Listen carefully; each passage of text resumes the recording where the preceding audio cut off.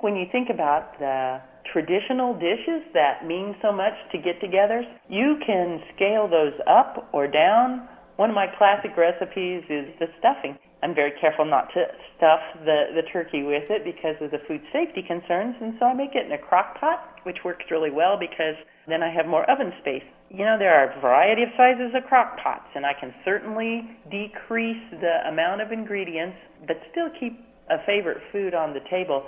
We'll probably still have, leftovers, but leftovers from a meal for 4 instead of a meal for 16. Realizing that Thanksgiving leftovers are part of the positive holiday spirit that I think many of us are really looking forward to this year especially.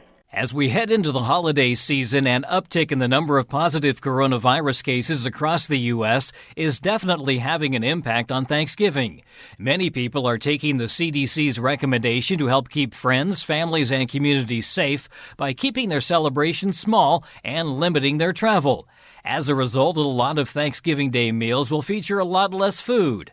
However, that doesn't mean you can't still enjoy all of your favorite foods.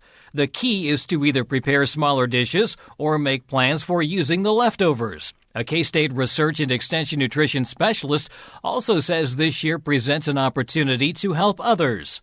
On today's Sound Living, celebrating Thanksgiving differently. Sound Living is a weekly public affairs program produced by Research and Extension at Kansas State University. I'm Jeff Wichman. If you're downsizing your celebration this year, K-State Research and Extension Nutrition Specialist Sandy Procter says we can help others by purchasing as we normally would, then donating the extra food items along with other needed food items to a local food pantry. Sandy, no surprise that Thanksgiving will be extremely different this year. In fact, one website saying that 70% are planning to celebrate differently, and you were telling me that one of the issues they may run into is just right-sizing that turkey or figuring out what to do with a larger turkey. Well, I think that's been a challenge since maybe the very, very beginning of fall or maybe before for some of those food processing places that sell turkeys for Thanksgiving. They are forecasting that of the 40 million whole turkeys that are normally eaten for Thanksgiving, they think that 70% of us are going to do differently, much smaller groups. And a third of respondents to a Butterball survey said they were considering serving dinner outdoors, and the number of people who plan to host only their immediate family has jumped to 30% from 18% last year. So the demand for different sizes of holiday birds is real. And I guess that brings up the point that there's going to be probably a lot more turkey left over. So what do we do with it? How do we get the most out of this turkey?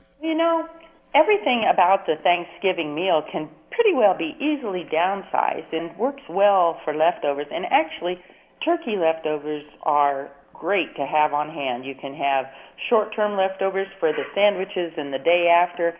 And then we encourage people to get ready for this. My advice might be, if you're going to just have a very small get-together, you maybe want to see if you can find a turkey breast. I'm betting they're going to be very hard to find. I think that the availability of those is limited because not very many people saw this going forward. So I think the availability is still going to be in those full-size birds.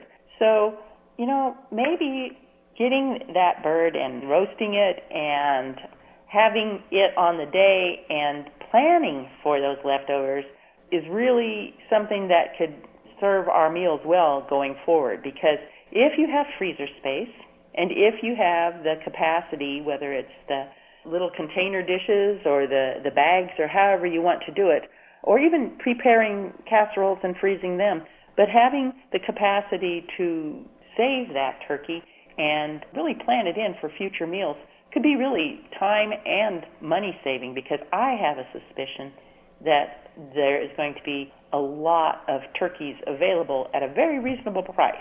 So this is something that you could turn that into a stew, a pot pie, something like that, a casserole?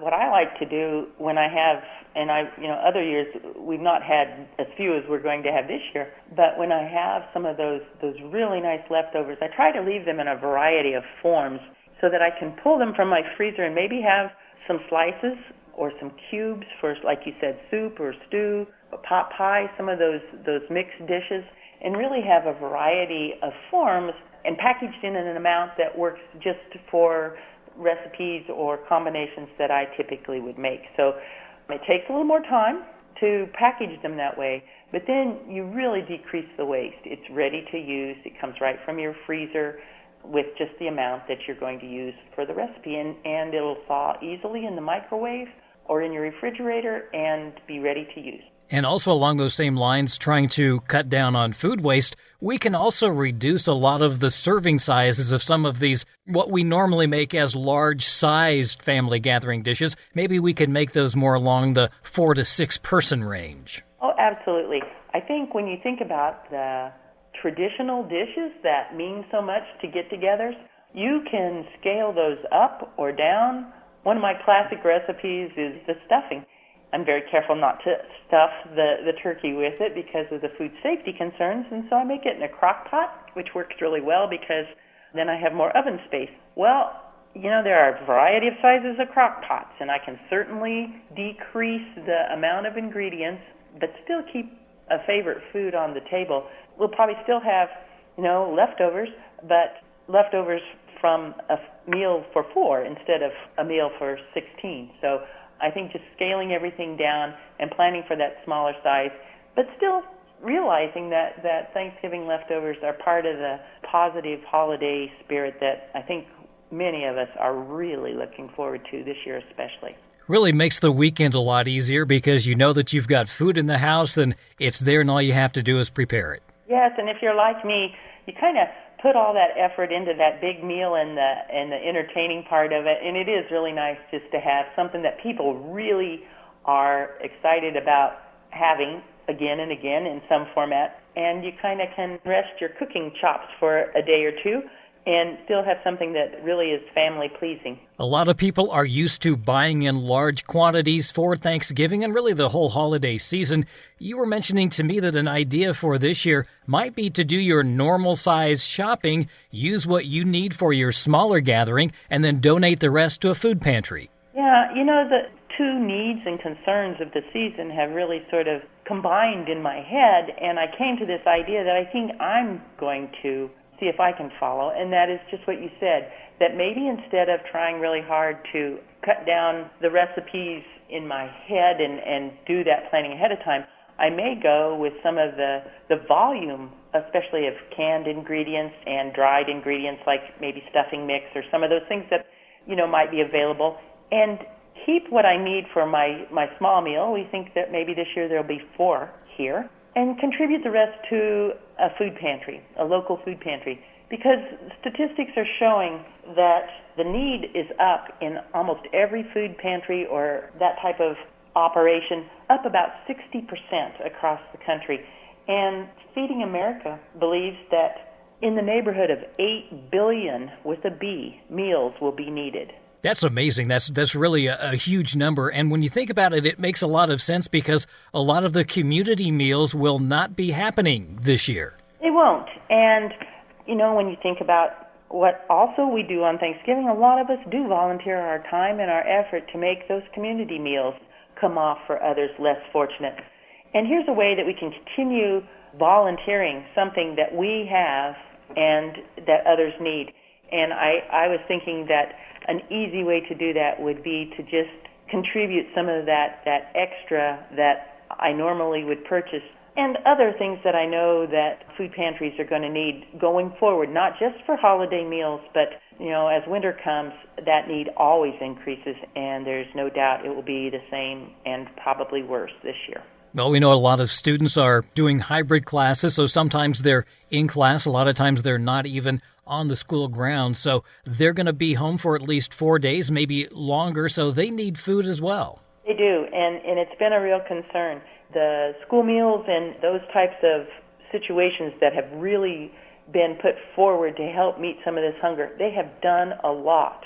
But when school isn't in session, sometimes those stopgap measures just aren't there. And we know that holidays and weekends and school breaks are some of the times when kids are most likely to go hungry. And it puts a real strain on a household that has limited food access.